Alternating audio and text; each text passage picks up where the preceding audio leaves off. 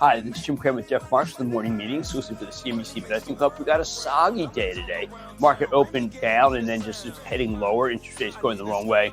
To me, Jeff, this is a day of consolidation, and even Magnificent Sevens being brought down to some degree, and that's I'm talking about Apple and Tesla.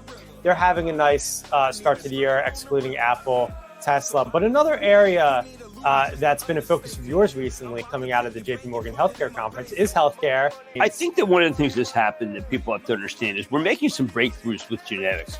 But what I really like, and Jim Breyer talked about it this morning on Squawk, and I've had dinner with him and he confirmed it, that with AI and healthcare, you get to figure out, let's say there's like a trillion permutations of different kinds of cancer. It's all sentiment that's keeping it down.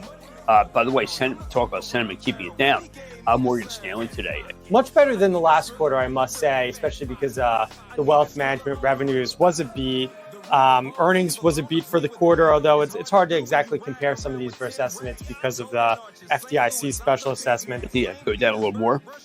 Nothing wrong with it, but it's just that's the way I'm looking at it versus JP Morgan, which had absolutely nothing wrong with it. It's just been hideous. Yeah.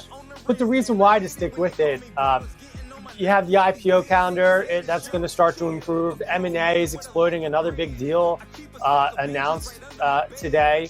Well, I think 72 reflected this hard landing narrative, right? And as long as we continue to see the data reflect soft landing, and we know, again, everyone a lot more upbeat about investment banking revenues this year. Okay, so Apple's down today off of China. We understand that. China's very weak.